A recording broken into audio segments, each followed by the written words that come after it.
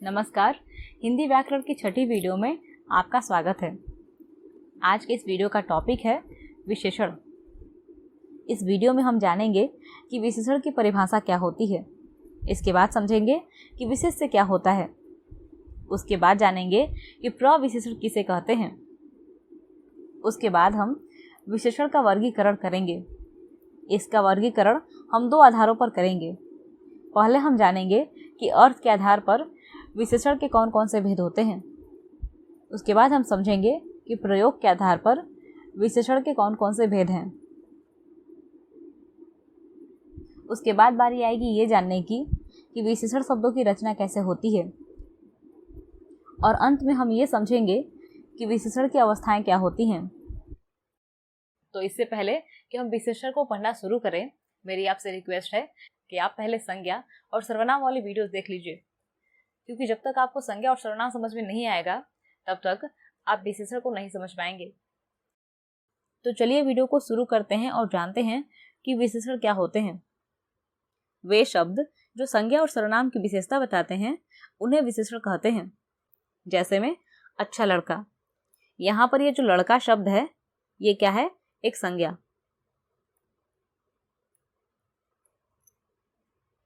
और इस लड़के की विशेषता क्या है कि वह अच्छा है, यानी कि ये जो अच्छा शब्द है वो क्या है? विशेषण।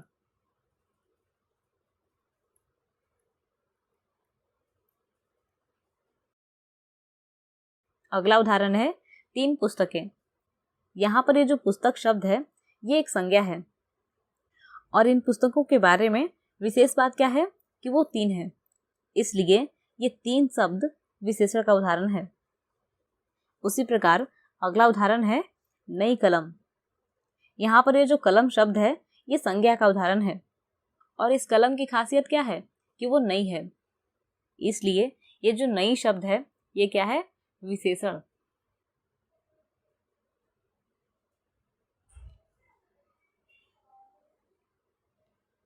तो इन तीनों उदाहरणों में अच्छा, 3 और नई ये तीनों शब्द विशेषण हैं, क्योंकि ये तीनों क्रमशः लड़का, पुस्तकें और कलम इन तीनों की विशेषता बता रहे हैं।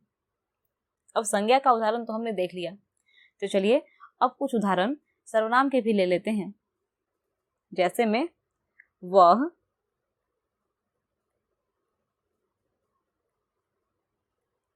होशियार है। तो जैसा कि आप जानते हैं कि वह सर्वनाम है और इसकी विशेषता क्या है कि ये होशियार है, इसलिए ये जो होशियार शब्द है वो क्या है? विशेषण। अगला उदाहरण है तुम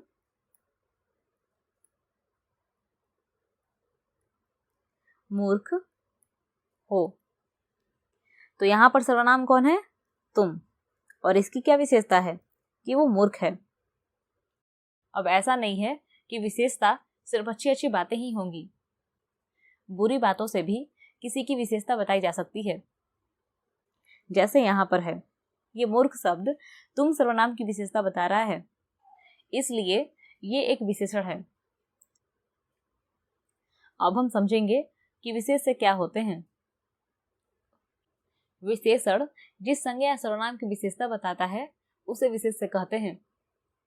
जैसे में अच्छा लड़का, अभी थोड़ी देर पहले हमने पढ़ा कि अच्छा एक विशेषण है और ये किसकी विशेषता बता रहा है? लड़के की, इसलिए ये जो लड़का शब्द है ये विशेष से होगा।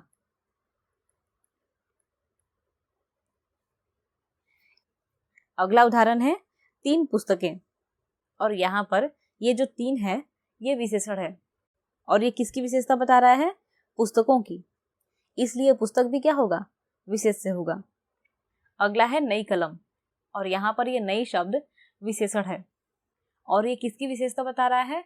कलम की, इसलिए ये जो कलम शब्द है वो विशेष से है। चलिए अब कुछ वाक्यों की मदद से विशेषण और विशेष्य को ठीक से समझते हैं।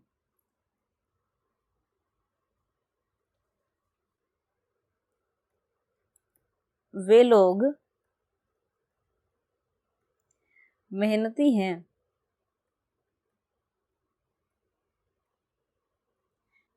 इस वाक्य में मेहनती शब्द विशेषण है।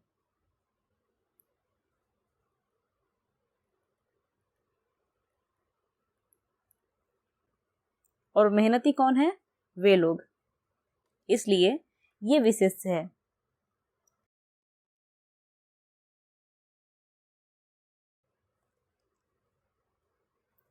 अगला उदाहरण है, आप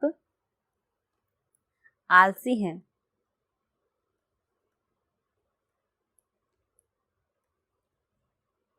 यहाँ पर ये जो आलसी शब्द है वो विशेषण है, क्योंकि ये किसी की विशेषता बता रहा है। और आलसी कौन है? आप, इसलिए ये विशेष्य है। अगला उदाहरण है, पुनीत अच्छा दोस्त है।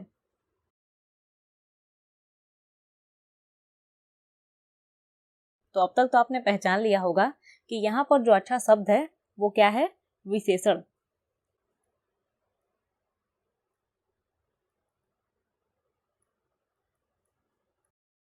और ये किसकी विशेषता बता रहा है? दोस्त की, इसलिए ये दोस्त शब्द क्या हुआ? विशेष्य।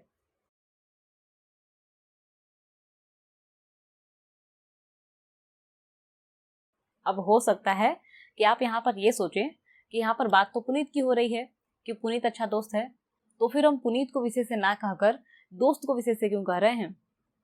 तो जरा ध्यान दीजिए, यहाँ पर पुनीत के अच्छा दोस्त होने की बात की जा रही है, लेकिन पुनीत सिर्फ एक दोस्त ही तो नहीं है, वो किसी का बेटा भी होगा, किसी का भाई भी होगा, किसी का पति भी होगा। तो पुनीत के तो बहुत सारे कैरेक्टर्स हैं, और यहाँ पर उसके सिर्फ अच्छे दोस्त होने की बात की जा रही है।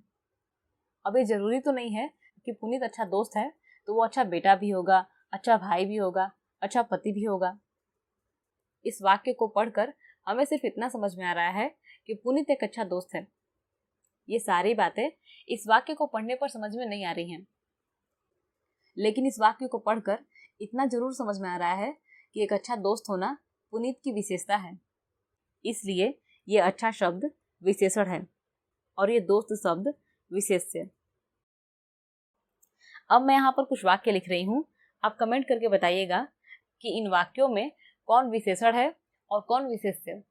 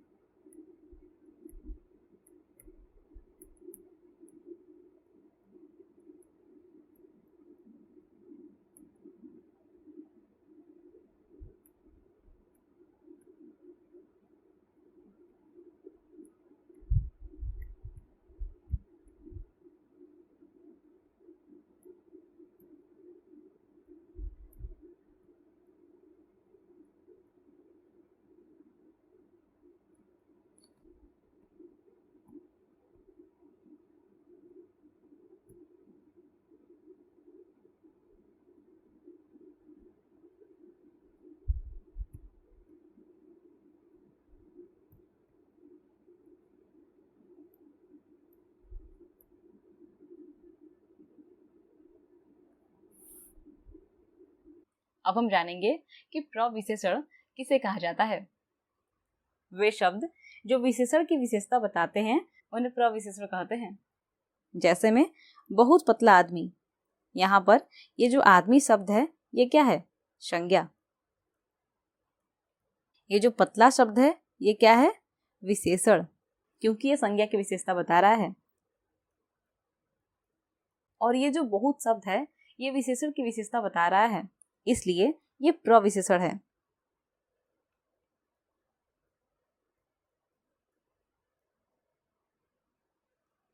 बिल्कुल उसी प्रकार यहाँ पर जो औरत शब्द है ये एक संज्ञा है और इसकी विशेषता बता रहा है ये मोटी शब्द, इसलिए ये एक विशेषण हुआ।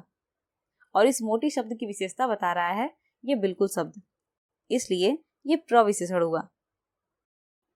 चलिए कुछ और उदाहरण लेकर इसे और भी अच्छे से समझते हैं।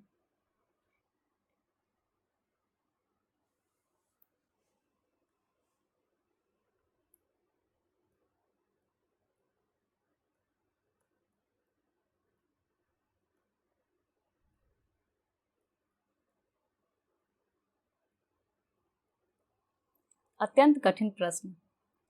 यहाँ पर ये जो प्रश्न शब्द है ये एक संज्ञा है और इसकी विशेषता बता रहा है ये कठिन शब्द, इसलिए ये एक विशेषण है।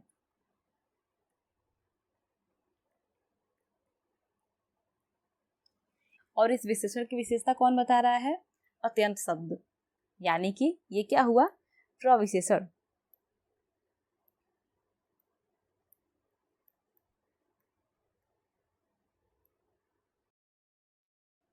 अगला उदाहरण है अत्यधिक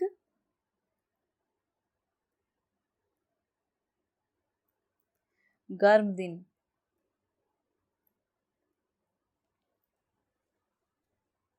यहाँ पर ये जो दिन है ये संज्ञा है और इसकी विशेषता बता रहा है ये गर्म शब्द, जो कि एक विशेषण हुआ। और इसकी विशेषता बताने के लिए हमने अत्यधिक शब्द का प्रयोग किया है, इसलिए ये प्रविशेषण हुआ। चलिए कुछ वाक्यों की मदद से भी इसे समझने की कोशिश करते हैं। अगला उदाहरण है चाय बेहद मीठी है। तो इस वाक्य में संज्ञा कौन है? चाय, इसलिए ये मीठी शब्द क्या हुआ? विशेषण। और इस विशेषण की विशेषता कौन बता रहा है? ये बेहद शब्द, कि चाय जो है वो बेहद मीठी है, इसलिए ये प्रविशेषण हुआ। अगला उदाहरण है भोजन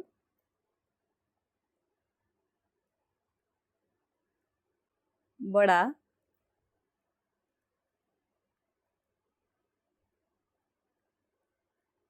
स्वादिष्ट है। यहाँ पर संज्ञा कौन है? भोजन। और भोजन के बारे में यहाँ पर क्या बताया गया है? कि वह स्वादिष्ट है, यानी कि ये भोजन की विशेषता है, इसलिए ये विशेषण हुआ। और इसकी विशेषता ये बड़ा शब्द बता रहा है, इसलिए ये प्रविशेषण हुआ। चलिए अब जानते हैं कि विशेषण के कौन कौन से प्रकार होते हैं। अर्थ के आधार पर विशेषण के 5 प्रकार होते हैं। पहला होता है गुणवाचक विशेषण, दूसरा परिमाणवाचक विशेषण, तीसरा संख्यावाचक विशेषण और चौथा है सर्वनामिक विशेषण। उसके बाद 5वां और आखिरी विशेषण है व्यक्तिवाचक विशेषण। सबसे पहला है गुणवाचक विशेषण, यानी कि वह विशेषण जिससे किसी संज्ञा या सर्वनाम के गुण, दोष, रंग, आकार और अवस्था का बोध हो, उसे गुणवाचक विशेषण कहते हैं। जैसे में अच्छा, चालाक, बुद्धिमान, ये सारे शब्द किसी के गुण को दर्शाते हैं, इसलिए ये गुणवाचक विशेषण के उदाहरण हैं। अगला है बेईमान, झूठा, आलसी, ये शब्द किसी के दोष को दिखाते हैं, इसलिए ये भी गुणवाचक विशेषण है। अगला है काला, लाल, सफेद, हरा, नीला, ये सारे शब्द रंग को दर्शाते हैं और ये भी गुणवाचक विशेषण है। अगला है लंबा, छोटा, गोल, मोटा, ये सारे शब्द किसी के आकार को दिखाते हैं और आकार का बोध कराने वाले शब्द भी गुणवाचक विशेषण होते हैं। उसके बाद है बीमार, घायल, क्षतिग्रस्त, ये शब्द किसी की अवस्था को दिखाते हैं, इसलिए ये गुणवाचक विशेषण है। अगला है परिमाणवाचक विशेषण। अब जैसा कि नाम से ही समझ में आ रहा है कि वह विशेषण जिससे किसी भी चीज की परिमाण या फिर मात्रा का बोध होता है उसे परिमाणवाचक विशेषण कहते हैं। जैसे में थोड़ा पानी, यहाँ पर पानी क्या है? एक संज्ञा है और उसका मात्रा कितना है? थोड़ा सा, इसलिए ये जो थोड़ा शब्द है ये क्या है? परिमाणवाचक विशेषण। यहाँ पर जो दूध है ये क्या है? संज्ञा, और इसकी मात्रा कितनी है? बहुत, इसलिए ये जो बहुत शब्द है ये क्या है? परिमाणवाचक विशेषण। इसका अगला उदाहरण है 1 किलो चावल।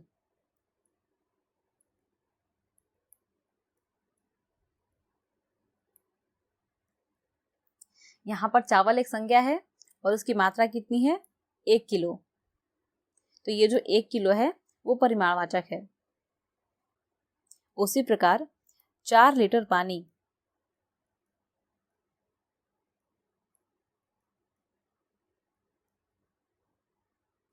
यहाँ पर पानी शब्द एक संज्ञा है और उसकी मात्रा कितनी है? 4 लीटर। तो ये जो 4 लीटर होगा वो क्या होगा? परिमाणवाचक।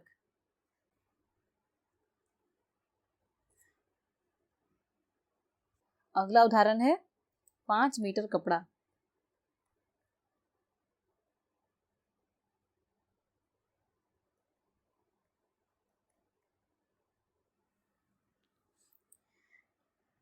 तो यहाँ पर जो कपड़ा शब्द है ये क्या है? एक संज्ञा और इसकी मात्रा कितनी बताई जा रही है? 5 मीटर। तो ये क्या हो गया? परिमाणवाचक। इसका अगला उदाहरण हो सकता है बहुत सारा पैसा।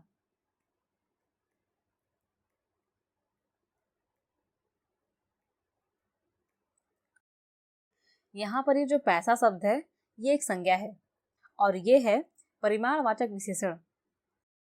परिमाणवाचक विशेषण के दो भेद होते हैं। पहला होता है निश्चित परिमाणवाचक और दूसरा अनिश्चित परिमाणवाचक। निश्चित परिमाणवाचक विशेषण वे विशेषण होते हैं जो किसी भी वस्तु की निश्चित मात्रा या माप तौल का बोध कराते हैं। जैसे में 2 सेर घी, यहाँ पर जो घी की मात्रा है वो निश्चित है कि 2 सेर। उसी प्रकार अगला उदाहरण है 10 हाथ जगह। तो यहाँ पर जगह की निश्चित मात्रा कितनी है? 10 हाथ। अगला 4 गज मलमल। मलमल की मात्रा कितनी है? 4 गज और 4 क्या है? एक निश्चित संख्या है। अगला है 4 किलो चावल। चावल की मात्रा कितनी निश्चित की गई है? 4 किलो। इसके और भी उदाहरण हो सकते हैं जैसे में 2 लीटर दूध।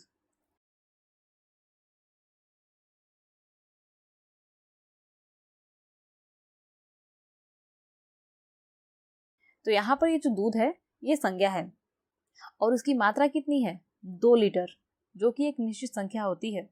जैसे मान लीजिए कि आपकी माँ ने कहा कि बाजार जाकर 2 लीटर दूध लेकर आओ, तो आप क्या करेंगे? सिर्फ 2 लीटर दूध लेकर आएंगे। अगला उदाहरण हो सकता है 100 ग्राम चीनी।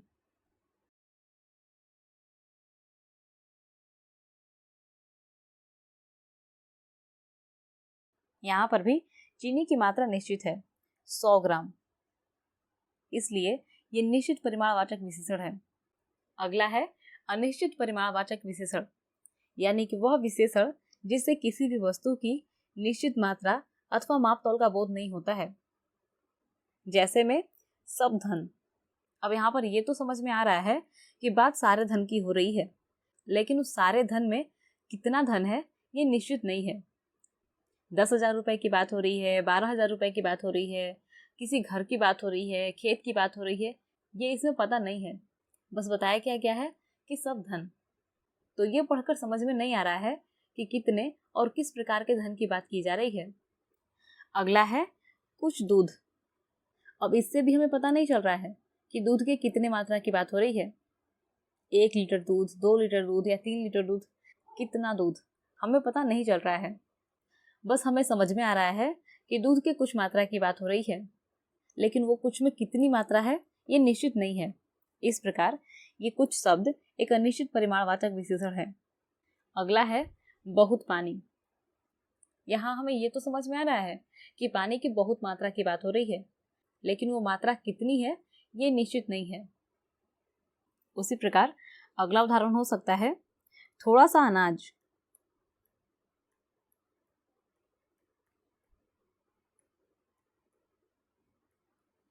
अब यहाँ पर अनाज की थोड़ी सी मात्रा की बात की जा रही है, लेकिन यहाँ पर यह निश्चित नहीं है कि थोड़ा सा में कितना अनाज। 1 किलो, 2 किलो, 3 किलो, कितना। यहाँ पर ऐसा कुछ भी निश्चित रूप से नहीं कहा गया है। लेकिन अगर हम ऐसा लिखें कि 2 किलो अनाज,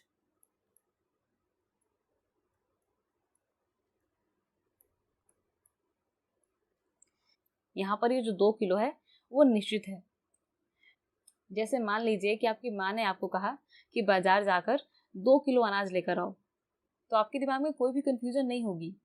आप बाजार जाकर आराम से 2 किलो अनाज लेकर आ जाएंगे। लेकिन उसी जगह अगर आपसे ये कहा जाए कि थोड़ा सा अनाज लेकर आओ, तो आपको यहाँ पर कंफ्यूजन हो जाएगी। आप ये नहीं समझ पाएंगे कि थोड़ा सा में कितना अनाज लेकर जाना है।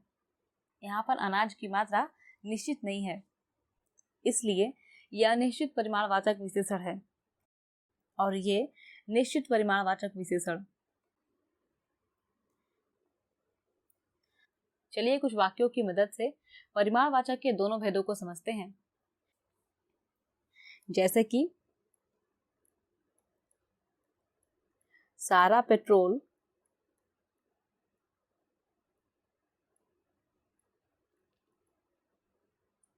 समुद्र में गिर गया।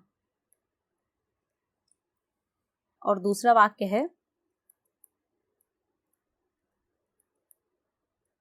200 लीटर पेट्रोल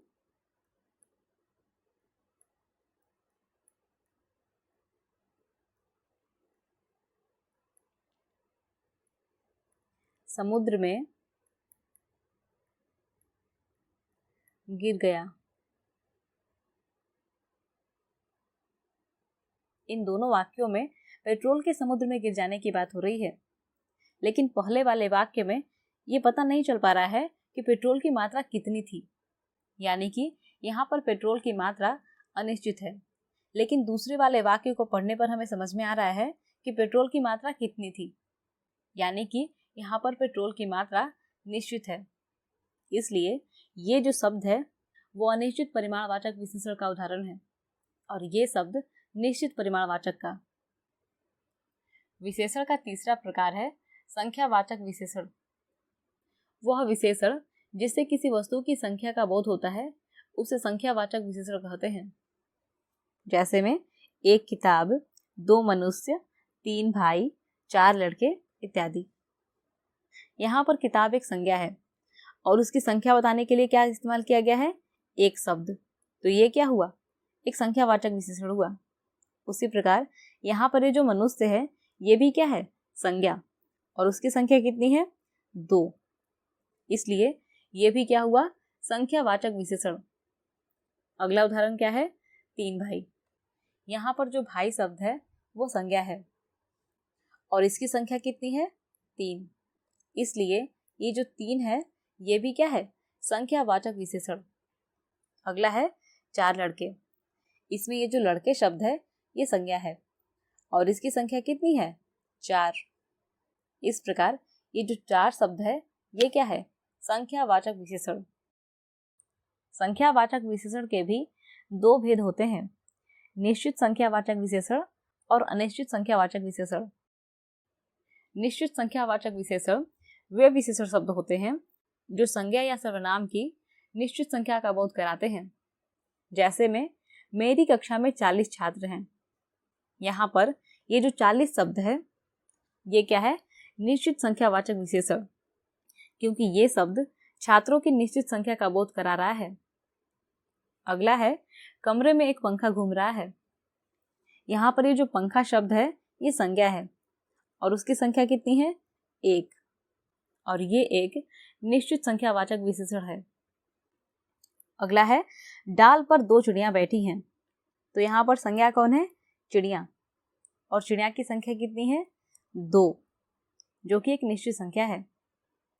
अगला है प्रार्थना सभा में 100 लोग उपस्थित थे। तो यहाँ पर ये जो 100 शब्द है ये निश्चित संख्यावाचक विशेषण है।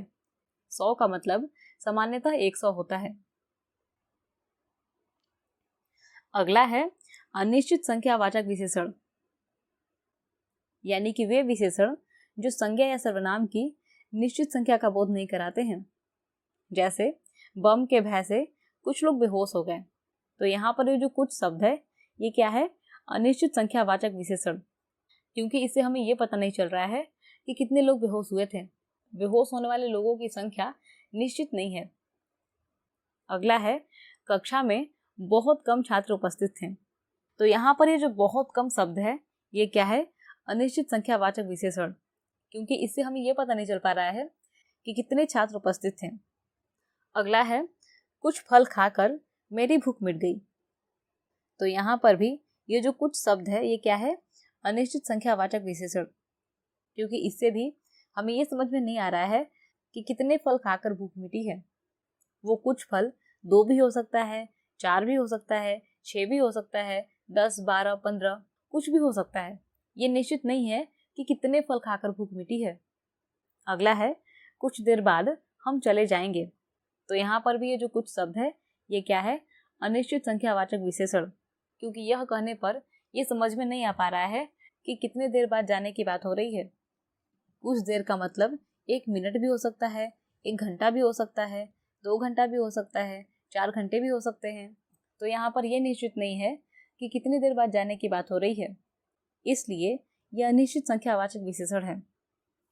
अगर आप ध्यान से पढ़ रहे हैं तो आपको याद होगा कि अनिश्चित परिमाणवाचक विशेषण में भी हमने ऐसे ही शब्द देखे थे। तो फिर इन दोनों में क्या अंतर है? अगर परीक्षा में ऐसा कोई सवाल आ गया तो हम कैसे पता लगा पाएंगे कि कौन सा शब्द अनिश्चित परिमाणवाचक है और कौन सा शब्द अनिश्चित संख्यावाचक? तो चलिए कुछ उदाहरण की मदद से इसे समझने की कोशिश करते हैं।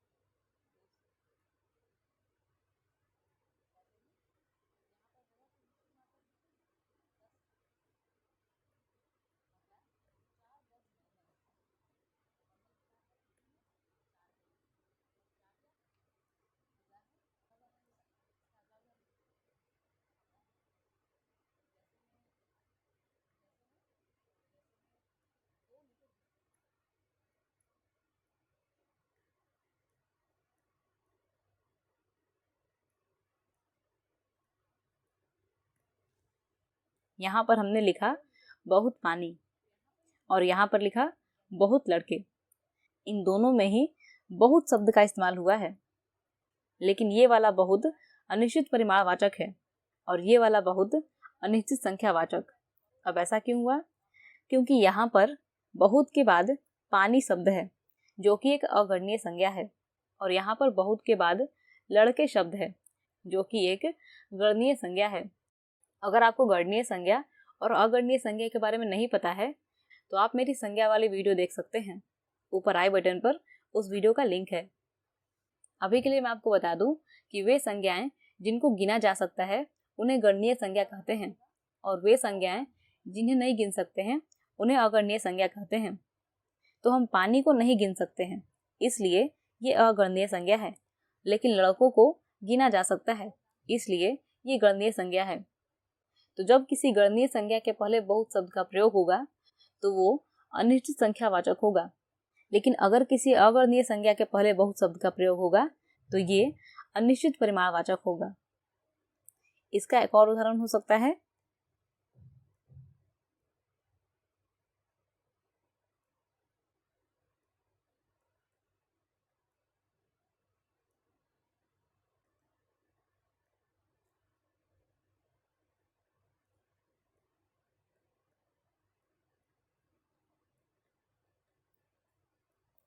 यहाँ पर जो चावल है ये अगणनीय संज्ञा है, इसलिए इसके पहले आने वाला ये विशेषण अनिश्चित परिमाणवाचक होगा। लेकिन यहाँ पर डॉक्टर गणनीय संज्ञा है, इसलिए इसके पहले आने वाला ये विशेषण अनिश्चित संख्यावाचक होगा।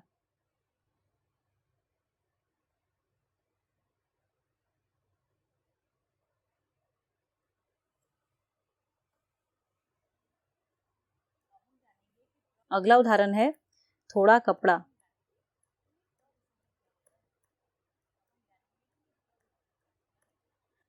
और दूसरा थोड़े कपड़े।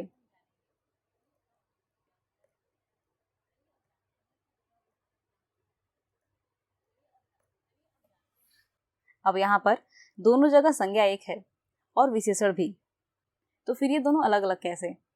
अब जरा यहाँ ध्यान दीजिए। अगर आप ये बोलते हैं कि मुझे थोड़ा सा कपड़ा दो, तो इससे क्या समझ में आ रहा है कि आप कपड़े के किसी टुकड़े की बात कर रहे हैं।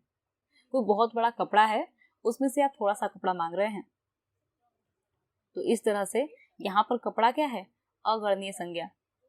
लेकिन यहाँ पर जो कपड़े हैं इस कपड़े का मतलब उन सिले हुए कपड़ों से है। तो अगर आप ये बोल रहे हैं कि मुझे थोड़े से कपड़े दो, तो इसका मतलब कि आप पहनने वाले जो सिले हुए कपड़े हैं आप उसकी बात कर रहे हैं, जो कि एक गणनीय संज्ञा है। इसलिए ये थोड़ा शब्द अनिश्चित संख्यावाचक है। तो मुझे लगता है कि अब तक आपको अनिश्चित परिमाणवाचक और अनिश्चित संख्यावाचक के बीच का अंतर समझ में आ गया होगा। तो चलिए अब ये भी जान लेते हैं कि निश्चित परिमाणवाचक और निश्चित संख्यावाचक के बीच का अंतर क्या होता है।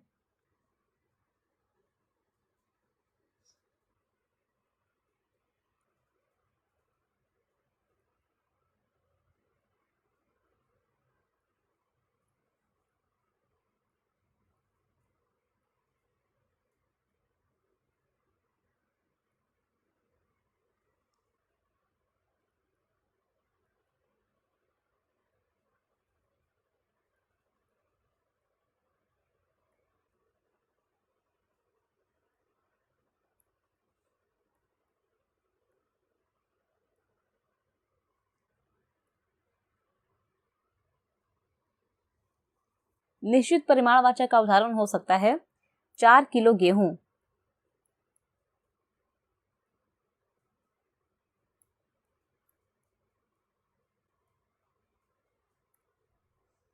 वहीं दूसरी तरफ निश्चित संख्यावाचक का उदाहरण हो सकता है गेहूं की 4 बोरियां।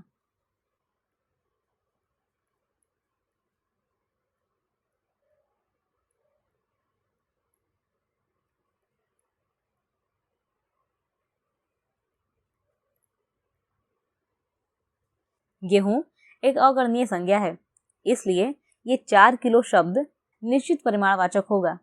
लेकिन वहीं अगर बात की जाए बोरियों की, तो ये एक गणनीय संज्ञा है और इसके पहले लगने वाला ये 4 निश्चित संख्यावाचक विशेषण।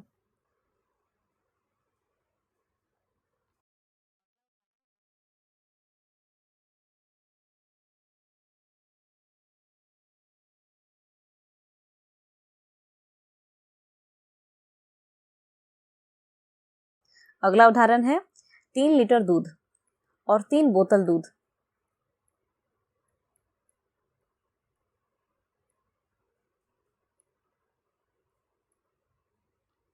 यहाँ पर किस संज्ञा की बात हो रही है?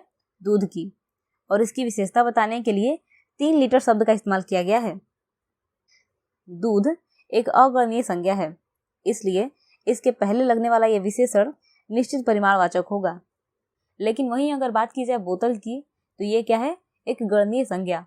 हम बोतल को गिन सकते हैं, इसलिए इसके पहले लगने वाला विशेषण निश्चित संख्यावाचक विशेषण होगा।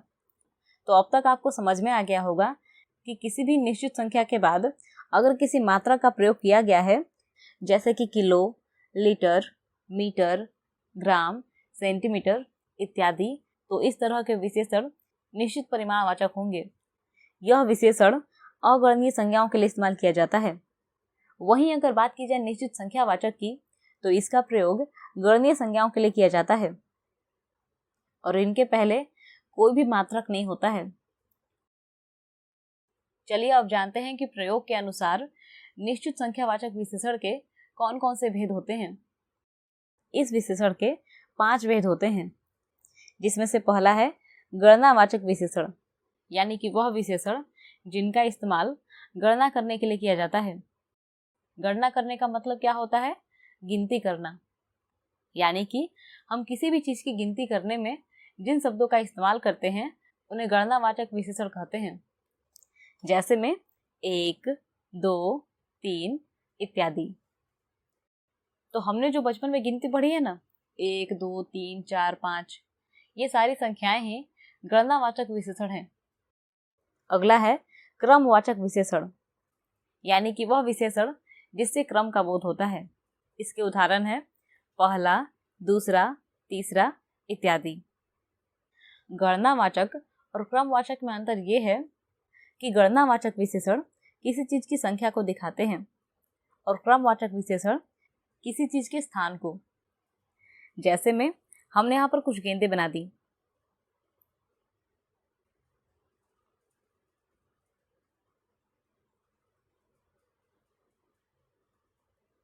तो अगर आपसे ये पूछा जाए कि यहाँ पर कितनी गेंदें हैं, तो आपका जवाब क्या होगा? कि यहाँ पर 5 गेंदें हैं।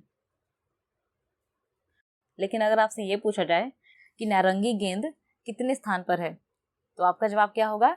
5वें स्थान पर।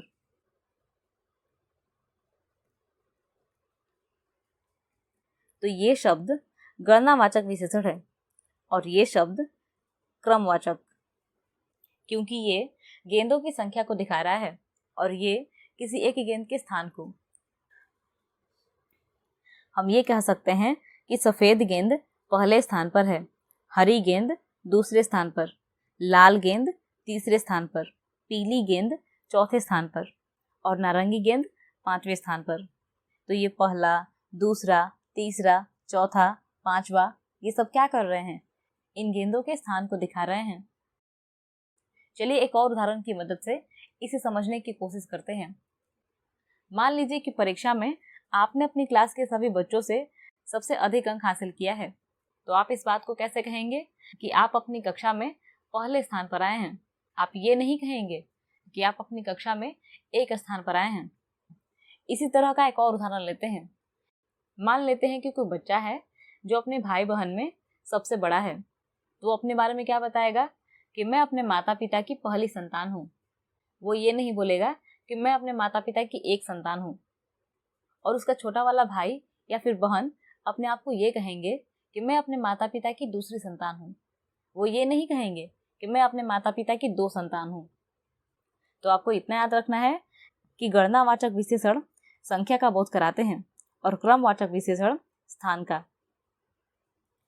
निश्चित संख्यावाचक का अगला प्रकार है आवृत्तिवाचक विशेषण, यानी कि वह विशेषण जो किसी चीज की आवृत्ति को दिखाते हैं। इसके उदाहरण हैं दुना, तिगुना, चौगुना, 5 गुना, 6 गुना इत्यादि।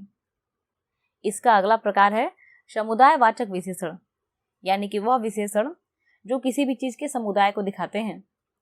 इसके उदाहरण हैं दोनों, तीनों, चारों इत्यादि। जैसे मान लीजिए कि राम और श्याम एक साथ पढ़ाई कर रहे हैं, तो अगर हमें उनके बारे में बात करनी है तो हम क्या कहेंगे कि दोनों लड़के एक साथ पढ़ाई कर रहे हैं। तो ये दोनों शब्द उनके समूह को दिखा रहा है। निश्चित संख्यावाचक का अगला प्रकार है प्रत्येक बोधक विशेषण, यानी कि वह विशेषण जो किसी समूह के प्रत्येक व्यक्ति का बोध कराता है। इसके उदाहरण हैं प्रत्येक, हर एक, दो दो, सवा सवा इत्यादि।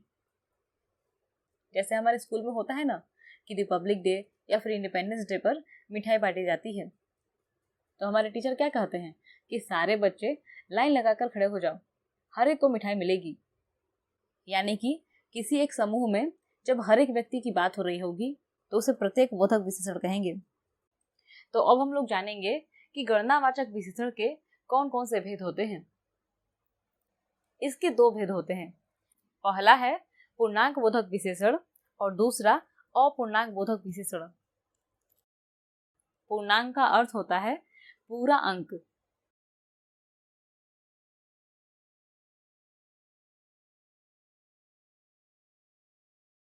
तो वे विशेषण जो किसी भी संज्ञा या फिर सर्वनाम की पूरी संख्या का बोध कराते हैं उन्हें पूर्णांक बोधक विशेषण कहते हैं। जैसे में 1, 2, 4, 100, 1000 इत्यादि। वहीं अगर बात की जाए अपूर्णांक बोधक की, तो वे विशेषण जो किसी भी संज्ञा या सर्वनाम की पूरी संख्या का बोध नहीं कराते हैं उन्हें अपूर्णांक बोधक कहते हैं। जैसे में पाव, आधा, पौन, सवा इत्यादि। अब मान लीजिए कि ये रोटी है, तो हम इसे क्या कहेंगे कि ये एक रोटी है।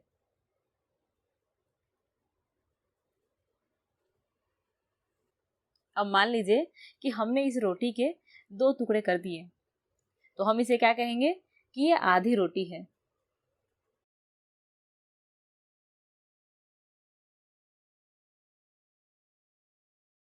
यहाँ पर ये रोटी शब्द एक संज्ञा है और इसकी विशेषता कौन बता रहा है? ये एक शब्द जो कि एक पूरी संख्या है, इसलिए ये पूर्णांक बोधक विशेषण है।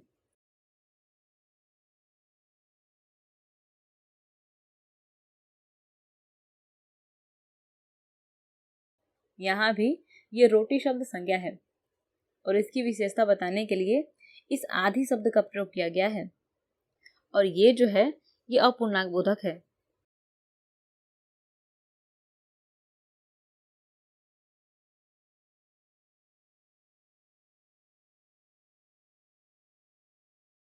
चलिए एक और उदाहरण लेकर इन दोनों को ठीक से समझते हैं।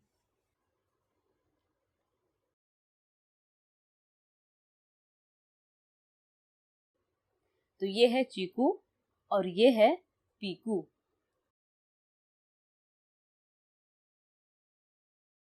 इन दोनों के पास गिलास में पानी है।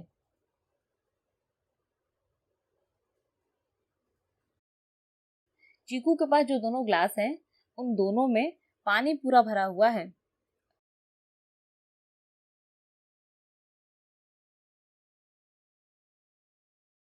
और पीकू के पास जो दोनों ग्लास हैं उनमें से एक में पानी पूरा भरा हुआ है और दूसरे में आधा।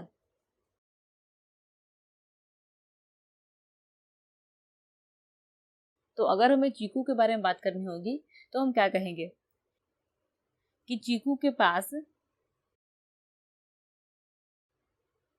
2 गिलास पानी है।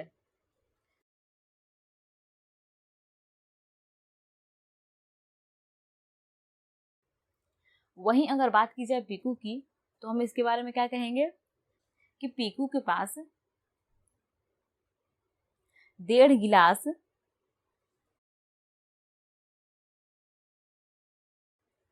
पानी है।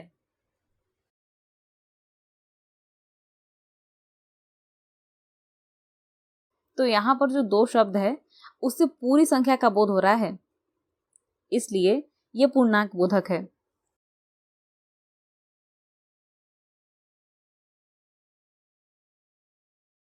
लेकिन यहाँ पर जो 1.5 शब्द है इससे पूरी संख्या का बोध नहीं हो रहा है, इसलिए ये अपूर्णांक है।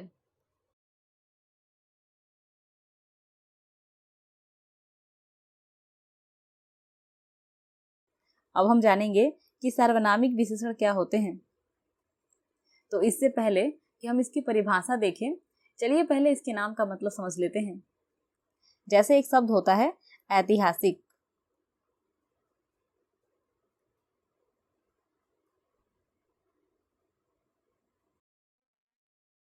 ये बना है इतिहास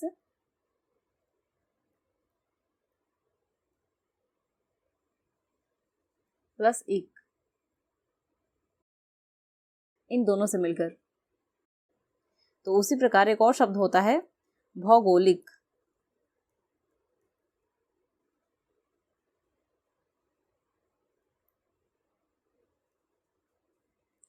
और ये बना होता है भूगोल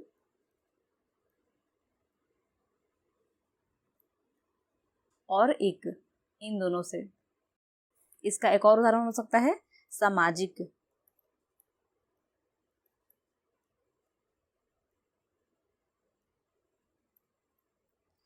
और ये बना है समाज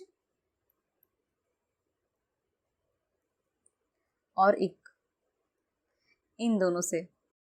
ऐतिहासिक का मतलब होता है इतिहास से संबंधित, भौगोलिक का मतलब होता है भूगोल से संबंधित, और सामाजिक का मतलब होता है समाज से संबंधित। तो उसी प्रकार सार्वनामिक का क्या मतलब होगा? सर्वनाम से संबंधित।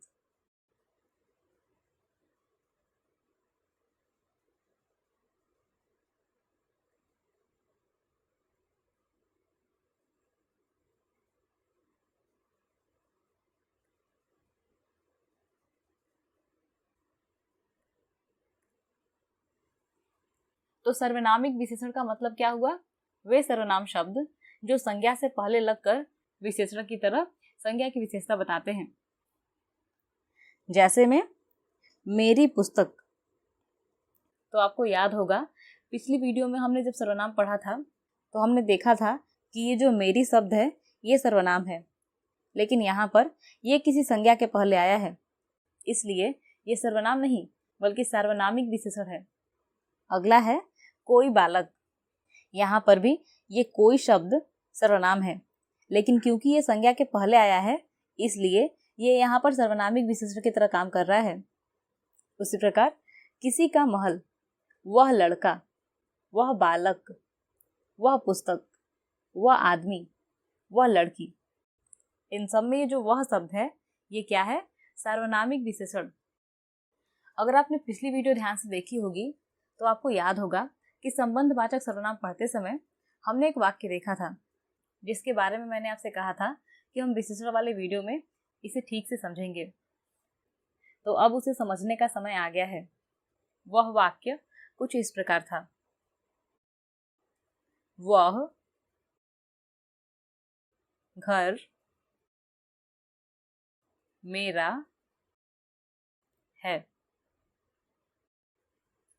वह मेरा घर है। इन दोनों वाक्यों का एक ही मतलब है। इन दोनों में ये जो घर शब्द है ये संज्ञा है।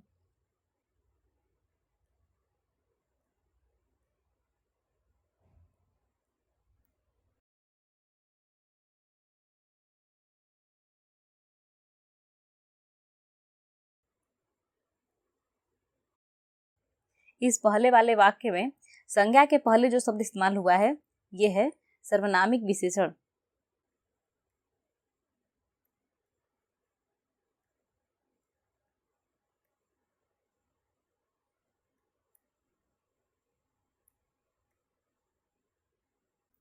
और यहाँ पर ये जो मेरा शब्द है ये है सर्वनाम।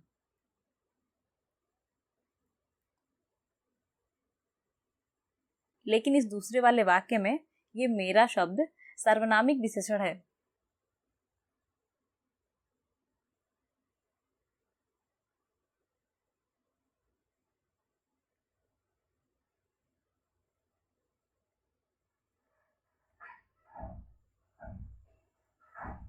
क्योंकि ये शब्द संज्ञा के पहले आया है और ये वह सर्वनाम है।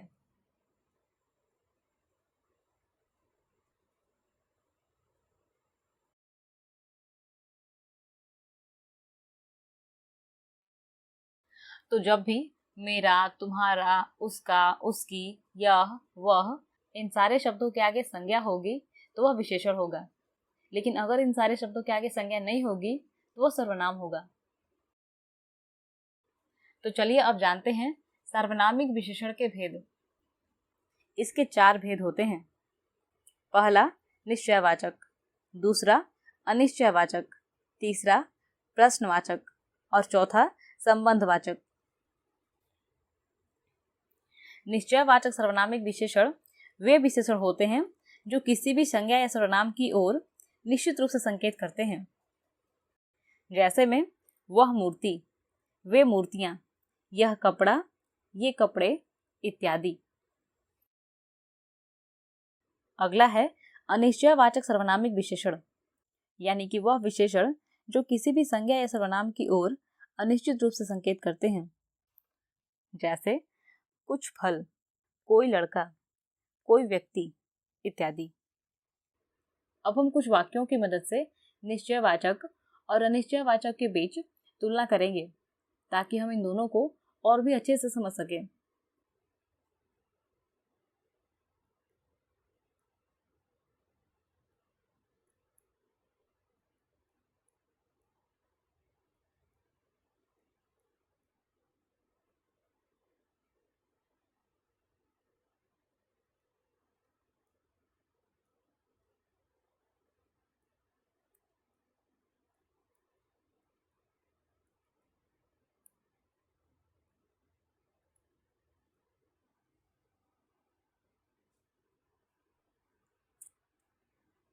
इन दोनों वाक्यों में ये जो लड़का शब्द है ये संज्ञा है और पहले वाले वाक्य में इस संज्ञा के पहले जो शब्द आया है यानी कि वह, यह निश्चयवाचक सर्वनामिक विशेषण है।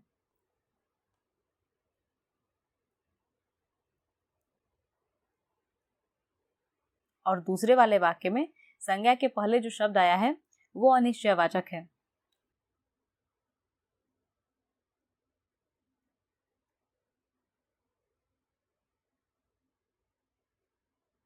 क्योंकि हम जब ये वाक्य बोलते हैं कि वह लड़का आया था, तो बोलने वाले को और सुनने वाले को ये निश्चित रूप से पता है कि कौन लड़का आया था।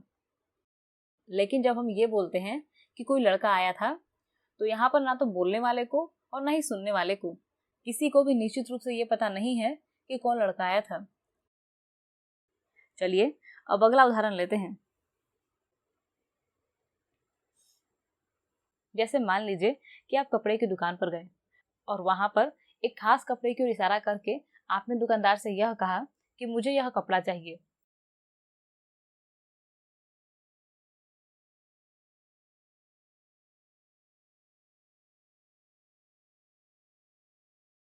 तो यहाँ पर आपको भी निश्चित रूप से यह पता है कि आपको कौन सा कपड़ा चाहिए और दुकानदार को भी पता है। लेकिन उसकी जगह अगर आप दुकानदार से ये बोलते हैं कि मुझे कोई कपड़ा चाहिए,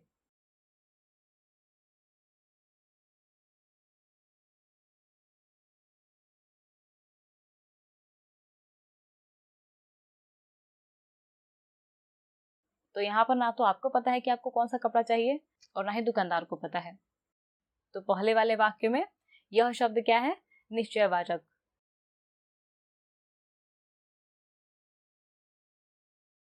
और दूसरे वाले वाक्य में कोई शब्द क्या है? अनिश्चयवाचक।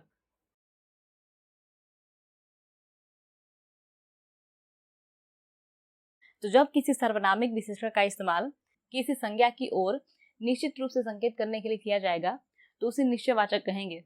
और जब किसी सर्वनामिक विशेषण का इस्तेमाल किसी संज्ञा की ओर अनिश्चित रूप से संकेत करने के लिए किया जाएगा तो उसे अनिश्चयवाचक कहेंगे। अगला है प्रश्नवाचक सर्वनामिक विशेषण, यानी कि वह विशेषण जो संज्ञा या सर्वनाम से संबंधित प्रश्नों का बोध कराते हैं।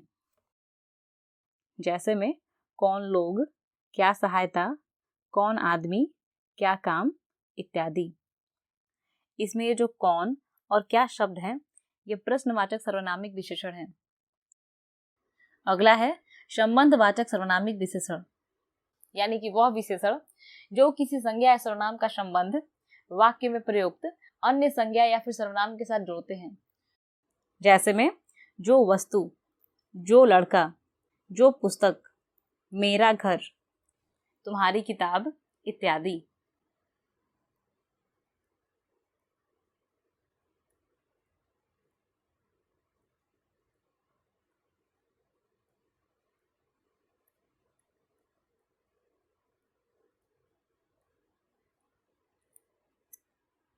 इस वाक्य में ये जो गाय शब्द है ये संज्ञा है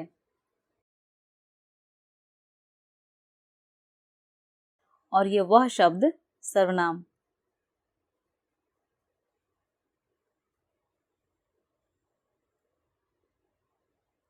तो इस सर्वनाम और संज्ञा के बीच संबंध कौन बता रहा है? ये तुम्हारे शब्द। इसलिए ये संबंधवाचक सर्वनामिक विशेषण है।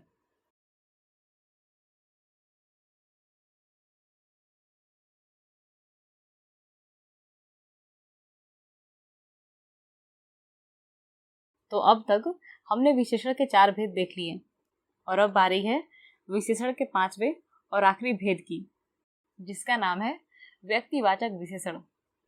और इसे समझने से पहले आपको ये जानना होगा कि व्यक्तिवाचक संज्ञा क्या होती है।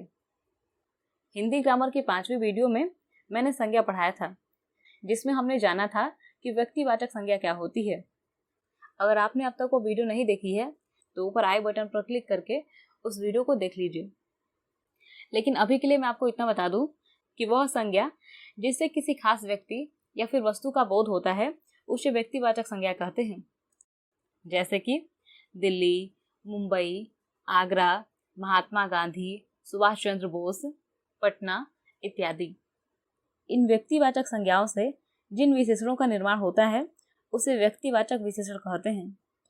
जैसे में इलाहाबाद एक व्यक्तिवाचक संज्ञा है और इससे बना इलाहाबादी, और ये क्या है? व्यक्तिवाचक विशेषण। उसी प्रकार जयपुर से बना जयपुरी, बनारस से बना बनारसी। इसे समझने के लिए कुछ वाक्यों का उदाहरण ले लेते हैं। जैसे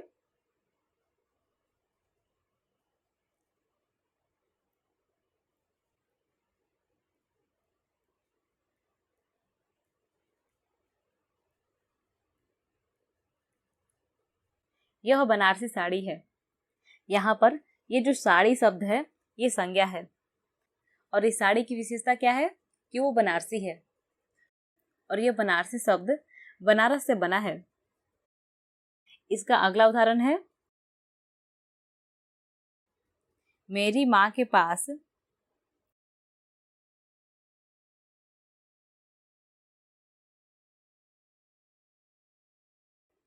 एक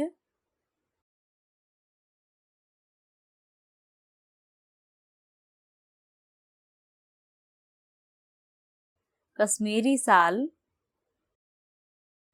है।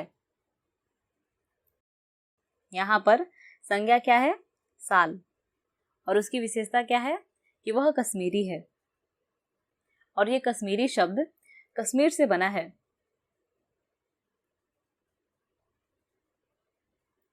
और ये एक व्यक्तिवाचक संज्ञा है। तो इस प्रकार ये जो कश्मीरी शब्द है एक व्यक्तिवाचक विशेषण है। तो आपको इतना याद रखना है कि वह विशेषण जो व्यक्तिवाचक संज्ञा से बनेगा उसे व्यक्तिवाचक विशेषण कहेंगे। जैसे में बिहारी, पंजाबी, कश्मीरी, गुजराती, हरियाणवी, मद्रासी इत्यादि।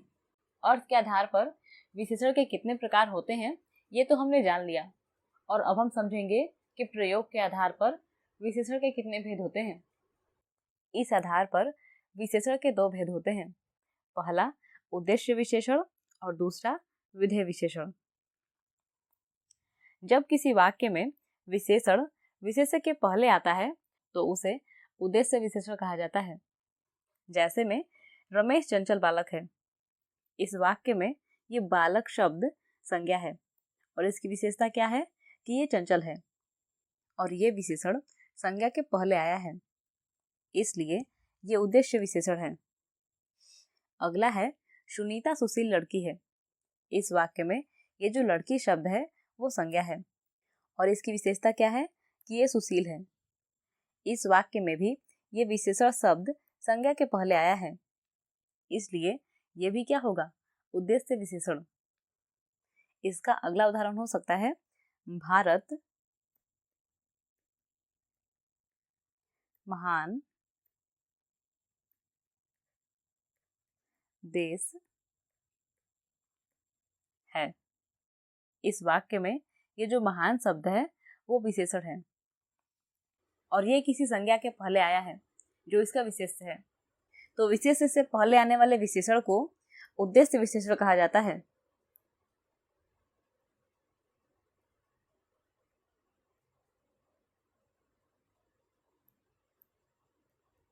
और इस वाक्य में ये महान शब्द उद्देश्य विशेषण है। अगला है विधेय विशेषण, यानी कि वह विशेषण जो विशेष्य के बाद आता है। जैसे में मेरा कुत्ता काला है। इस वाक्य में ये जो काला शब्द है वो क्या है? विशेषण, और ये कब आया है? विशेष्य के बाद। दूसरा वाक्य है मेरा लड़का आलसी है। यहाँ पर आलसी शब्द विशेषण है और ये भी विशेष्य के बाद आया है। इसका अगला उदाहरण है, तुम्हारा घर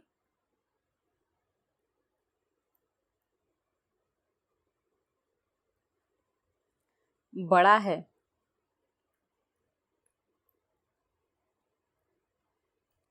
इस वाक्य में ये बड़ा शब्द विधेय विशेषण है।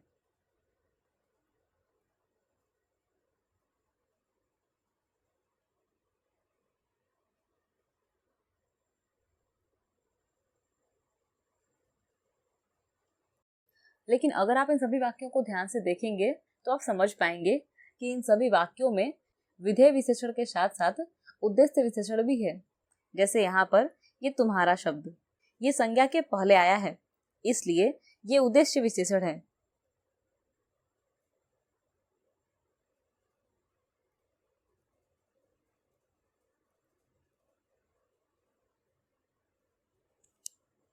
उसी प्रकार इन वाक्यों में ये जो मेरा शब्द है वो भी क्या है? उद्देश्य विशेषण। तो अब तक आप समझ गए होंगे कि जब किसी विशेष्य के पहले कोई विशेषण आता है तो वो उद्देश्य विशेषण होता है, और जब किसी विशेष्य के बाद कोई विशेषण आता है तो वो विधेय विशेषण होता है। तो अब तक हमने अर्थ और प्रयोग के आधार पर विशेषण के प्रकार देख लिए और अब हम जानेंगे कि विशेषण की रचना कैसे होती है। विशेषण शब्दों की रचना संज्ञा, सर्वनाम, क्रिया और अवयव शब्दों के साथ उपसर्ग और प्रत्यय लगाकर की जाती है। वे शब्द जिससे किसी व्यक्ति, वस्तु, स्थान और भाव आदि के नाम का बोध होता है उसे संज्ञा कहते हैं और इन संज्ञा शब्दों के बदले में जो आता है उसे सर्वनाम कहते हैं। संज्ञा और सर्वनाम क्या होते हैं ये तो हमने पिछली वीडियोस में पढ़ लिया है। आने वाली वीडियोस में हम क्रिया, अवयव, उपसर्ग और प्रत्यय के बारे में पढ़ेंगे, लेकिन अभी के लिए मैं आपको इतना बता दूं कि वे शब्द जिससे किसी के काम करने का बोध होता है उसे क्रिया कहते हैं और वे शब्द जिनमें कोई विकार उत्पन्न नहीं होता है उसे अवयव कहते हैं। इसके बारे में हमने शब्द विचार वाली वीडियो में थोड़ा सा पढ़ा था। इसके बाद बात करते हैं उपसर्ग और प्रत्यय की। तो उपसर्ग वे शब्दांश होते हैं जो किसी शब्द के पहले लगकर उसके अर्थ में परिवर्तन ला देते हैं, और वहीं अगर बात की जाए प्रत्यय की तो प्रत्यय वो शब्दांश होते हैं जो किसी शब्द के बाद में लगकर उसके अर्थ में परिवर्तन लाते हैं। तो चलिए सबसे पहले जानते हैं कि व्यक्तिवाचक संज्ञा से विशेषण का निर्माण कैसे होता है। गाजीपुर शब्द में ई प्रत्यय जोड़कर गाजीपुरी शब्द का निर्माण हुआ और ये व्यक्तिवाचक विशेषण है। अगला है मुरादाबाद। मुरादाबाद में भी ई प्रत्यय जोड़कर मुरादाबादी शब्द का निर्माण हुआ। उसी प्रकार गांधीवाद में ई प्रत्यय जोड़कर गांधीवादी शब्द का निर्माण हुआ। अगला है जातिवाचक संज्ञा से विशेषण का निर्माण। घर एक जातिवाचक संज्ञा है और उससे बना घरेलू। पहाड़ एक जातिवाचक संज्ञा है और उससे बना पहाड़ी। कागज एक जातिवाचक संज्ञा है और उससे बना कागजी। अगला है ग्राम, जिसका मतलब क्या होता है गांव, और ये भी क्या है एक जातिवाचक संज्ञा। ग्राम से बना ग्रामीण। शिक्षक से बना शिक्षकीय। परिवार से बना पारिवारिक। अगला है सर्वनाम से विशेषण का निर्माण। यह शब्द सर्वनाम है और उससे क्या बना ऐसा। यह से और भी कुछ विशेषण शब्दों का निर्माण हो सकता है, जैसे इतने, इतना, इतनी इत्यादि। अगला है जो, और इससे क्या बना जैसे, जितने, जितना इत्यादि। उसी प्रकार वह से बना वैसा, उतने, उतना इत्यादि। अगला है भाववाचक संज्ञा। भावना से बना भावुक। बनावट से बनावटी। एकता से एक। अनुराग से अनुरागी। गर्मी से गरम। कृपा से कृपालु। इसके और भी कुछ उदाहरण हो सकते हैं, जैसे कि प्यास। प्यास से बना प्यासा। शक्ति। शक्ति से क्या बनेगा शक्तिशाली। सुख। सुख से बनेगा सुखी। उसी प्रकार दुख से बन जाएगा दुखी।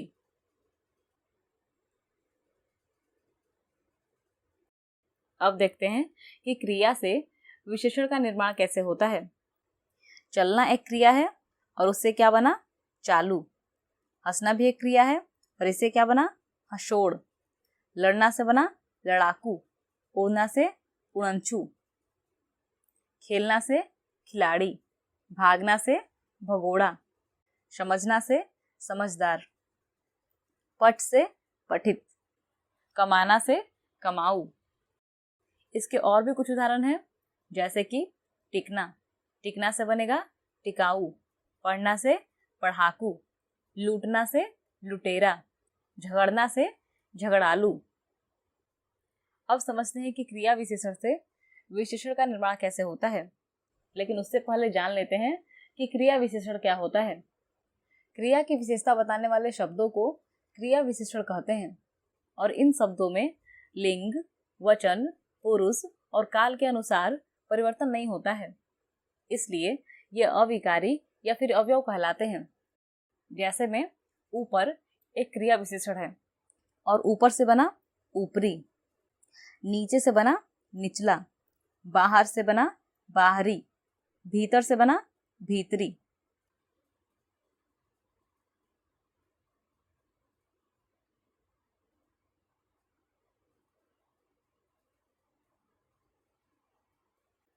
अब हम जानेंगे विशेषण की अवस्थाओं के बारे में।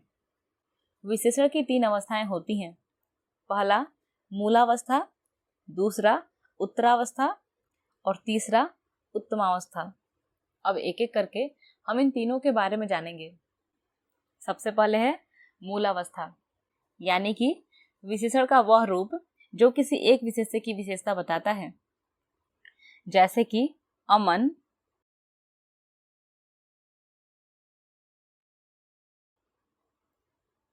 लंबा है। इस वाक्य में विशेषण क्या है? ये लंबा शब्द। और विशेष्य कौन है? अमन। इस वाक्य में केवल एक विशेष्य है, इसलिए ये विशेषण की मूल अवस्था है। अगला है उत्तरावस्था, यानी कि विशेषण का वह रूप जो दो विशेषों की विशेषताओं की तुलना करता है, जैसे में अमन,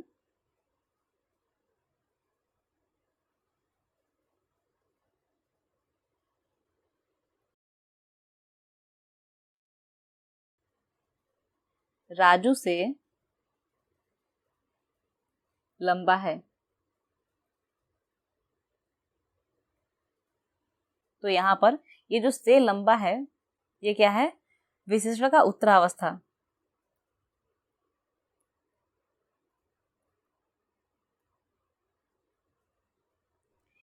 क्योंकि इससे अमन और राजू की विशेषताओं की तुलना हो रही है। विशेषण की तीसरी अवस्था है उत्तमावस्था, यानी कि विशेषण का वह रूप जो किसी एक विशेष्य को अन्य विशेषणों की तुलना में बढ़कर बताता है, जैसे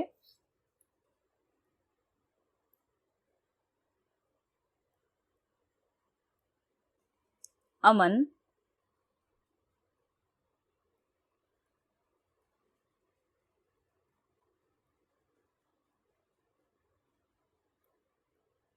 अपनी कक्षा के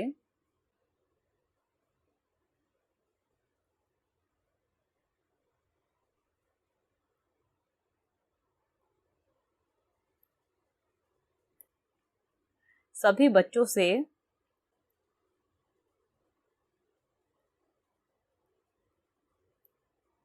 लंबा है। इस वाक्य में अमन की तुलना उसकी कक्षा के सभी बच्चों से की जा रही है और बताया जा रहा है कि ये जो अमन है सभी बच्चों से लंबा है। तो ये जो से लंबा है, ये क्या है? उत्तमावस्था।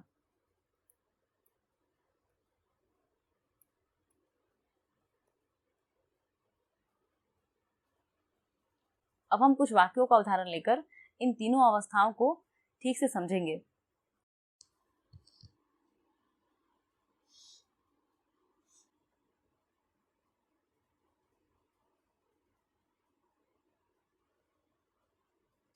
ये राजू है और ये है उसका घर।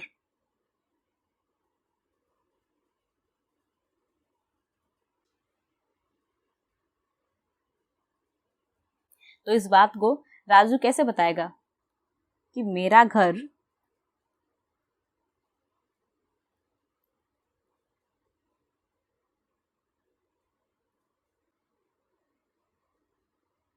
निकट है।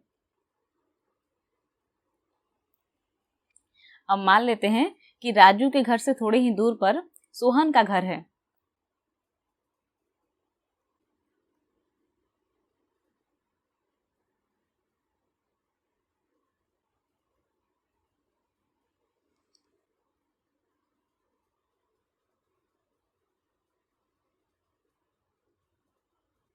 तो अब राजू क्या बोलेगा? मेरा घर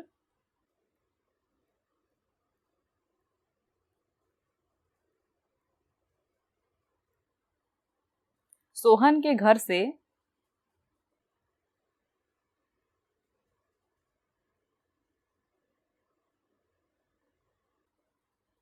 निकटतर है। अब मान लेते हैं कि राजू के घर से और भी कुछ दूरी पर उसके बाकी दोस्तों का घर है।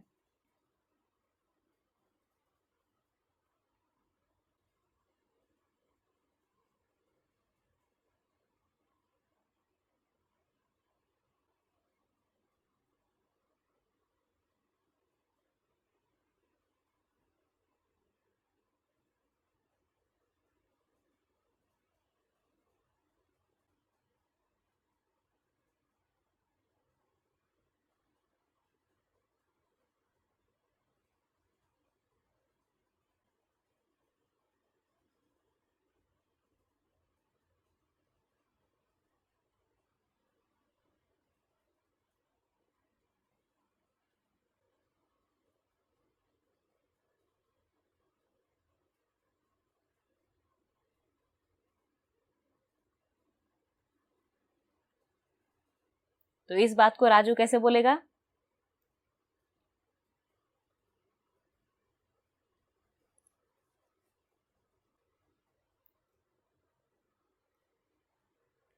कि मेरा घर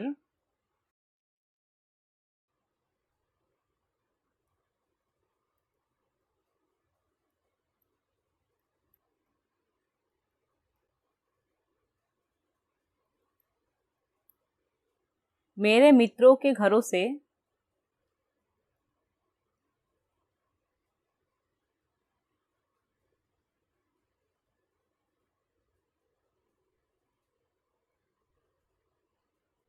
निकटतम है।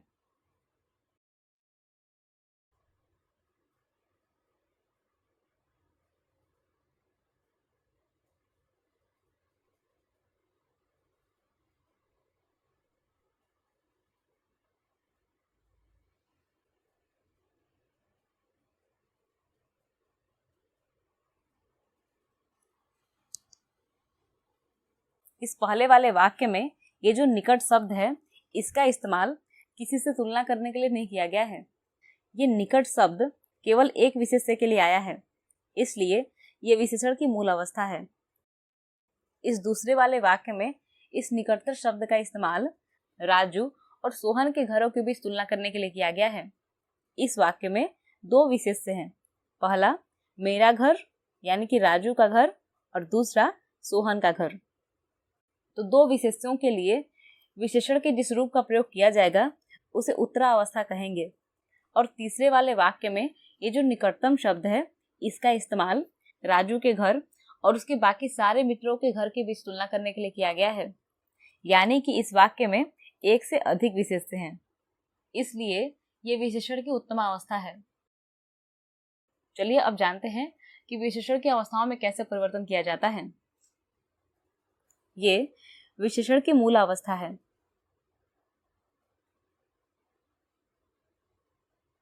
ये उत्तरावस्था,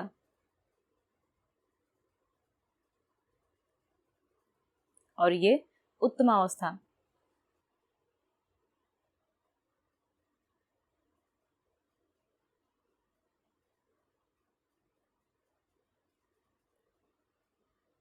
जब किसी विशेषण को उसकी मूलावस्था से उत्तरावस्था में बदला जाता है तो उसमें तर प्रत्यय जोड़ा जाता है, और उत्तमावस्था में बदलने के लिए तम प्रत्यय जोड़ा जाता है।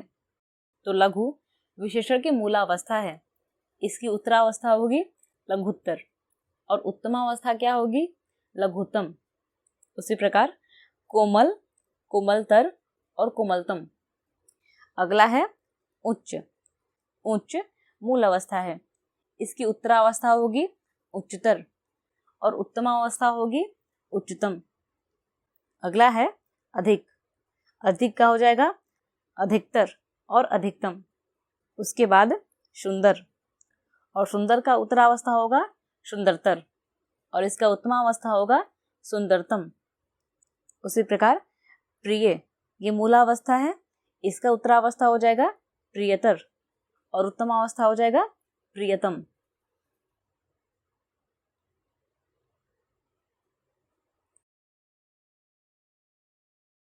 सामान्यतः वे विशेषण जो कि तत्सम होते हैं, उनका उत्तरावस्था बनाने के लिए उसमें तर प्रत्यय जोड़ा जाता है, और उत्तमावस्था बनाने के लिए तम प्रत्यय। लेकिन तद्भव शब्दों में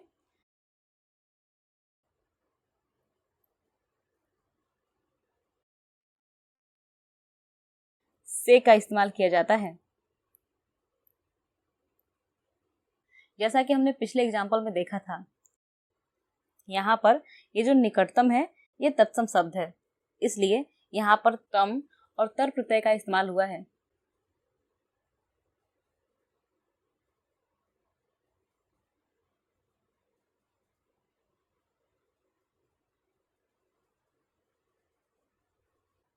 और यहाँ पर ये जो लंबा है ये तद्भव शब्द है, इसलिए यहाँ पर से का इस्तेमाल हुआ है। और यहाँ पर उत्तरावस्था के एग्जाम्पल में भी आप देख सकते हैं कि लंबा के पहले से का इस्तेमाल हुआ है। तत्सम और तद्भव शब्द क्या होते हैं ये जानने के लिए आपको हिंदी ग्रामर की तीसरी वीडियो देखनी होगी। ऊपर आई बटन पर उस वीडियो का लिंक है। इन शब्दों को ठीक से समझने के लिए आप उस वीडियो को देख सकते हैं। तो यहाँ पर खत्म होता है हमारा आज का टॉपिक विशेषण। लेकिन इससे पहले कि हम इस वीडियो को खत्म करें, चलिए जल्दी से रिवाइज कर लेते हैं कि हमने इस वीडियो में क्या क्या पढ़ा।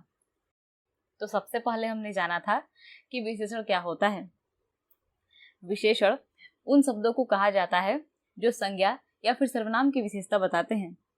जैसे में वह काला कपड़ा है, यहाँ पर कपड़ा एक संज्ञा है और उसकी विशेषता क्या है कि वो काला है, इसलिए काला शब्द विशेषण होगा। एक और एग्जांपल लेते हैं, जैसे कि मेरे पास 1 दर्जन केले हैं। तो यहाँ पर संज्ञा क्या है? केला, और उसकी विशेषता क्या है कि वो 1 दर्जन है। तो इस प्रकार ये जो 1 दर्जन शब्द है वो क्या है? विशेषण। विशेषण की परिभाषा और उदाहरण जानने के बाद हमने जाना था कि विशेष्य क्या होते हैं।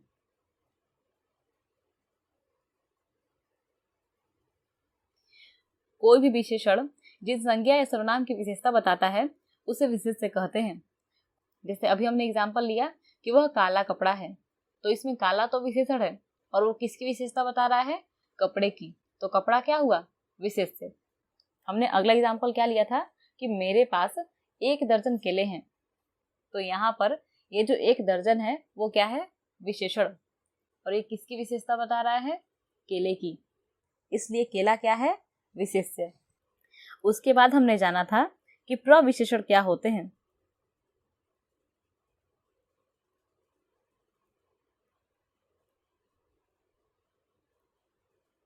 वे शब्द जो विशेषण की विशेषता बताते हैं उन्हें प्रविशेषण कहते हैं। जैसे में वह बहुत बुद्धिमान लड़की है, तो बुद्धिमान क्या है? विशेषण। और उस विशेषण की विशेषता कौन बता रहा है? बहुत शब्द। तो ये बहुत क्या है? प्रविशेषण। उसके बाद हमने जाना था कि अर्थ के आधार पर विशेषण कितने प्रकार के होते हैं। अर्थ के आधार पर विशेषण का पहला प्रकार था गुणवाचक विशेषण, यानी कि वह विशेषण जिससे किसी संज्ञा या फिर सर्वनाम के गुण और दोष का बोध होता है। जैसे में गोरा, काला, लंबा, छोटा, ईमानदार, बेईमान, ये सारे शब्द। अगला था परिमाणवाचक, यानी कि वह विशेषण जिससे किसी के परिमाण का बोध होता है। जैसे 1 किलो चावल, 2 लीटर पानी, 50 ग्राम चीनी, थोड़ी सी चाय, ढेर सारा दूध, चुटकी भर नमक, ये सारे शब्द। परिमाणवाचक विशेषण के 2 भेद होते हैं। पहला होता है निश्चित परिमाणवाचक और दूसरा होता है अनिश्चित परिमाणवाचक। निश्चित परिमाणवाचक वे विशेषण होते हैं जो किसी वस्तु के निश्चित परिमाण का बोध कराते हैं, और अनिश्चित परिमाणवाचक वे विशेषण होते हैं जो किसी वस्तु के अनिश्चित परिमाण का बोध कराते हैं। जैसे अगर हम बोलते हैं कि मेरे पास 1 किलो चावल है, तो यहाँ पर चावल की मात्रा क्या है? निश्चित है, 1 किलो। लेकिन अगर हम ये बोलते हैं कि मेरे पास कुछ चावल है, तो यहाँ पर चावल की मात्रा निश्चित नहीं है। कुछ का मतलब कितना चावल, ये हमें समझ में नहीं आ पा रहा है। विशेषण का अगला प्रकार है सर्वनामिक विशेषण। वैसे सर्वनाम शब्द जो किसी संज्ञा से पहले लगकर विशेषण की तरह कार्य करते हैं उन्हें सर्वनामिक विशेषण कहते हैं। सर्वनामिक विशेषण के भी 4 प्रकार होते हैं।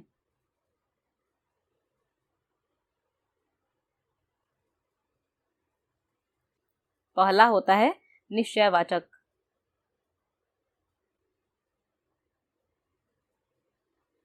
दूसरा अनिश्चयवाचक,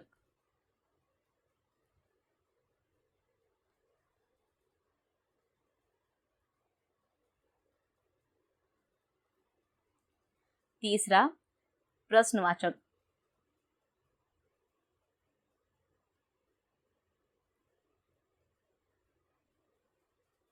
और चौथा होता है संबंधवाचक।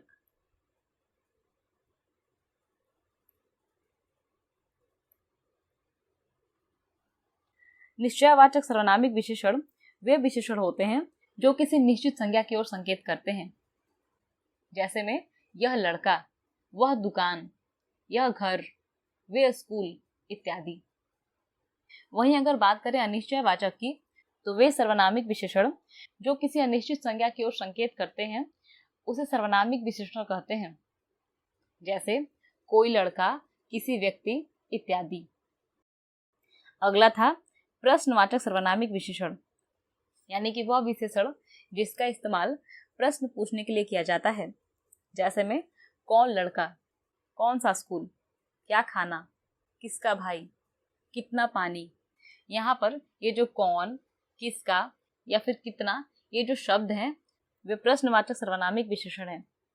अगला है संबंधवाचक सर्वनामिक विशेषण, यानी कि वह विशेषण जिसका इस्तेमाल एक संज्ञा का संबंध वाक्य में प्रयुक्त दूसरे संज्ञा या फिर सर्वनाम के साथ कराने के लिए किया जाता है, उसे संबंधवाचक सर्वनामिक विशेषण कहते हैं। जैसे में वह मेरी गाय है, यहाँ पर मेरी शब्द वह और गाय के बीच संबंध दिखा रहा है। अगला उदाहरण हो सकता है राजू तुम्हारा भाई है, यहाँ पर ये जो तुम्हारा शब्द है इसका इस्तेमाल राजू और भाई के बीच संबंध बताने के लिए किया जा रहा है। विशेषण का अगला प्रकार था संख्यावाचक विशेषण, यानी कि वह विशेषण जिससे किसी वस्तु की संख्या का बोध होता है। जैसे में एक लड़का, 4 सिपाही, 100 आदमी, 20 लड़कियां, 30 सेव, 1000 दर्शक, ये सारे शब्द। इन सारे शब्दों में ये जो 1, 20, 10, 100 और 1000 शब्द हैं, ये क्या है? संख्यावाचक विशेषण। यानी कि मैथ में हम गिनती के लिए जितने भी संख्याओं का इस्तेमाल करते हैं वे संख्यावाचक विशेषण के उदाहरण हैं। संख्यावाचक विशेषण 2 प्रकार के होते हैं। पहला होता है निश्चित संख्यावाचक विशेषण, यानी कि वह विशेषण जिससे किसी वस्तु की निश्चित संख्या का बोध होता है। और दूसरा होता है अनिश्चित संख्यावाचक विशेषण, यानी कि वह विशेषण जो किसी संज्ञा या सर्वनाम के अनिश्चित संख्या का बोध कराते हैं। निश्चित संख्यावाचक के 5 भेद होते हैं। पहला होता है क्रमवाचक विशेषण, यानी कि वह विशेषण जिससे क्रम का बोध होता है, जैसे कि पहला, दूसरा, तीसरा, चौथा इत्यादि। इसका अगला प्रकार है आवृत्तिवाचक विशेषण, यानी कि वह विशेषण जिससे आवृत्ति का बोध होता है, जैसे कि 2 गुना, 3 गुना, 4 गुना इत्यादि।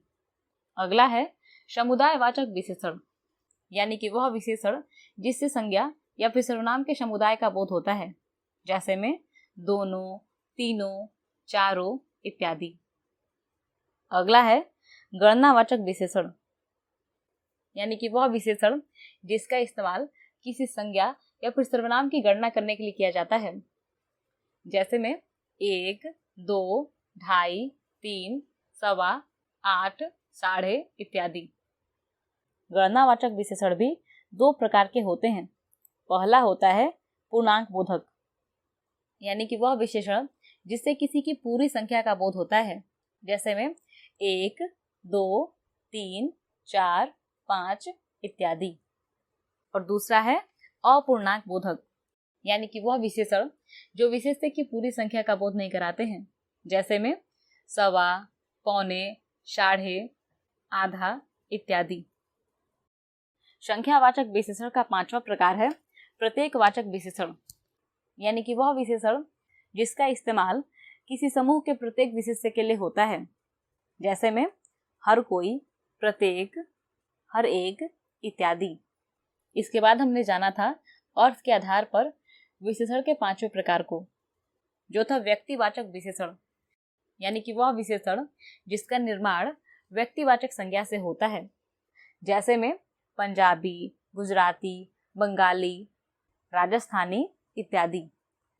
उसके बाद हमने जाना था कि प्रयोग के आधार पर विशेषण के 2 प्रकार होते हैं। पहला होता है विशेष्य विशेषण और दूसरा होता है विधेय विशेषण।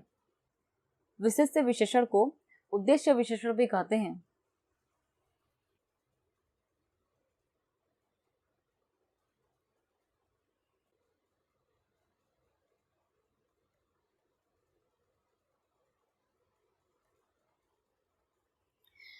जब विशेषण उद्देश्य के पहले आएगा तो उसे विशेष्य विशेषण कहा जाएगा। जैसे में ये मीठे सेव हैं, यहाँ पर मीठा शब्द विशेषण है और वो अपने विशेष से यानी कि सेव से पहले आया है। और जब विशेषण विशेष्य के बाद आता है तो उसे विधेय विशेषण कहते हैं। जैसे में ये सेव मीठे हैं, यहाँ पर भी मीठा विशेषण है, लेकिन इस बार ये सेव यानी कि अपने विशेष्य के बाद आया है, इसलिए ये क्या होगा, विधेय विशेषण। इतना सब कुछ जानने के बाद हमने ये जाना था कि विशेषण की रचना कैसे होती है।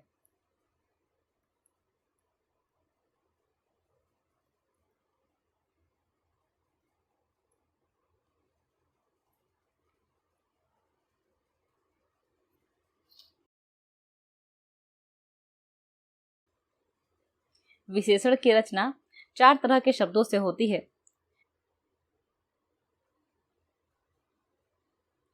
पहला होता है संज्ञा, दूसरा है सर्वनाम,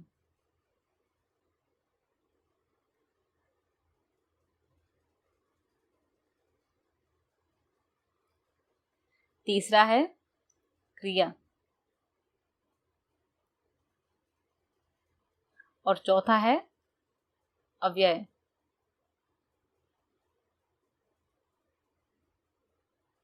इन चारों तरह के शब्दों में उपसर्ग और प्रत्यय जोड़कर विशेषण की रचना होती है।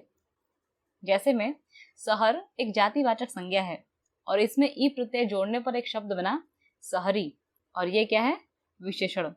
उसी प्रकार पशु में इक प्रत्यय जोड़ने पर एक शब्द बना पाश्विक और ये एक विशेषण है। वैसे ही ज्ञान, ये क्या है, भाववाचक संज्ञा और इसमें ई प्रत्यय जोड़ने पर क्या बना, ज्ञानी। इसका अगला एग्जाम्पल ले सकते हैं कमाना। कमाना क्या है, क्रिया और उसमें ऊ प्रत्यय जोड़ने पर क्या बना, कमाऊ और वो क्या है, विशेषण। वैसे ही लूटना एक क्रिया है और उसमें एरा प्रत्यय जोड़ने पर एक शब्द बना लुटेरा और ये क्या है, विशेषण। इसका अगला एग्जाम्पल है ऊपर, ये एक क्रिया विशेषण है और इसमें ई प्रत्यय जोड़ने पर क्या बना, ऊपरी, जो क्या है, विशेषण। विशेष्य और प्रविशेषण तो हमने पढ़ ही लिया है।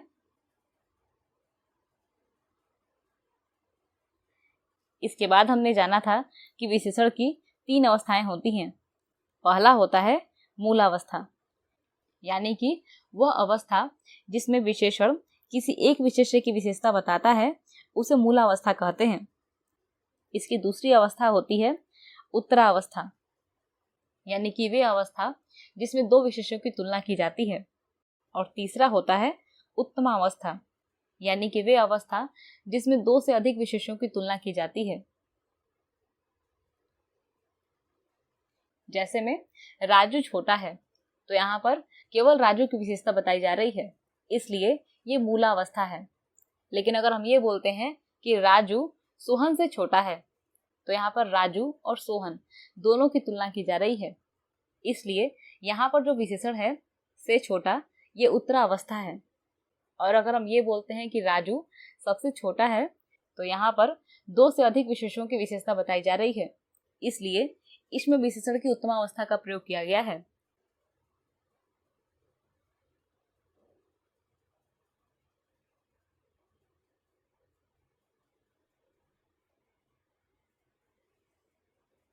तो इस वीडियो में हमने इतना सब कुछ पढ़ा।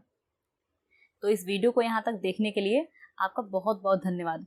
अगले वीडियो में हम क्रिया पढ़ेंगे।